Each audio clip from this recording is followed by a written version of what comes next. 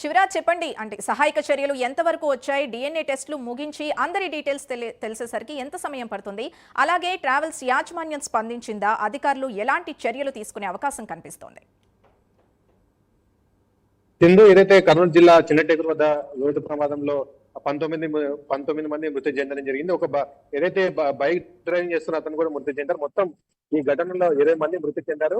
ఏదైతే కొద్దిసేపటి క్రితమే ఆ సంఘటనా స్థలం వద్దనే ఏదైతే 19 మృతదేహాలకు పోస్ట్ మార్టం పూర్తి చేశారు. రాష్ట్ర డీజీపీ అలాగే హోంమంత్రి అనిత, రాష్ట్ర రవాణా శాఖ మంత్రి రాంప్రసాద్ రెడ్డి సంఘటనా స్థలం వద్దే ఉంటూ ఏదైతే ఈ మృతదేహాలకు పోస్ట్ మార్టం అనంతరం ఏదైతే ఈ బంధువుల డిఎన్ఏలు సేకరించేందుకు ఆ బంధువులకు ఇప్పటికే మెసేజ్ అయితే పంపించడం జరిగింది.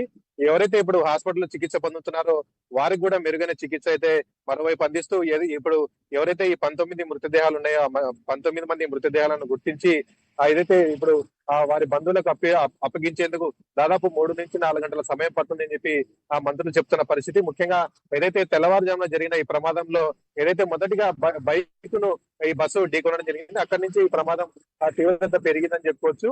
ఏదైతే ఇటు బైక్ పైన వెళ్తున్న ఒక యువకుడు మృతి చెందాడు. ఈ బస్సు ప్రమాదంలో 19 మంది మృతి చెందారు. మొత్తం 20 మంది ఈ ఘటనలో మృతి చెందింది. రాష్ట్ర వ్యాప్తంగా ఈ బస్సు ప్రమాదం సంచలనంగా మారిందని చెప్పుకోవచ్చు. బస్సు డ్రైవర్ నిర్లక్ష్యం కారణంగా దాదాపు 20 మంది ప్రాణాలు కోల్పోయిన పరిస్థితి అయితే ఉంది. ఏదైతే కొద్దిసేపటి క్రితమే పోస్ట్ మార్టం పూర్తి చేశామని చెప్పి అధికారులు చెప్తున్నారు.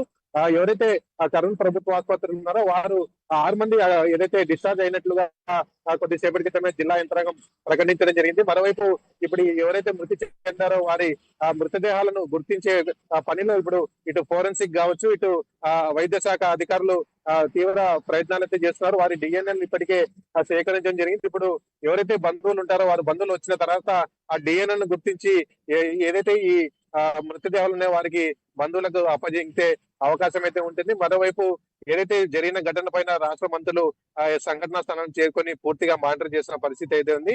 మరోవైపు రాష్ట్ర ప్రభుత్వం కూడా జరిగిన ఘటన పైన దిగ్భ్రాంతి వ్యక్తం చేస్తూ పూర్తి స్థాయిలో సహాయ చర్యలు చేపట్టాలని చెప్పి రాష్ట్ర మంత్రులను ఇక్కడ పంపించడం జరిగింది. ఇప్పుడు ఎవరైతే బస్సు యాజమాన్యం ఉందో ఆ బస్సు యాజమాన్యము అలాగే బస్సు డ్రైవర్లకు పైన కూడా కఠిన చర్యలు తీసుకోవడానికి అయితే రాష్ట్ర ప్రభుత్వం సిద్ధంగా ఉందని చెప్పుకోవచ్చు. Sindhu. Right, thank you Shivraj.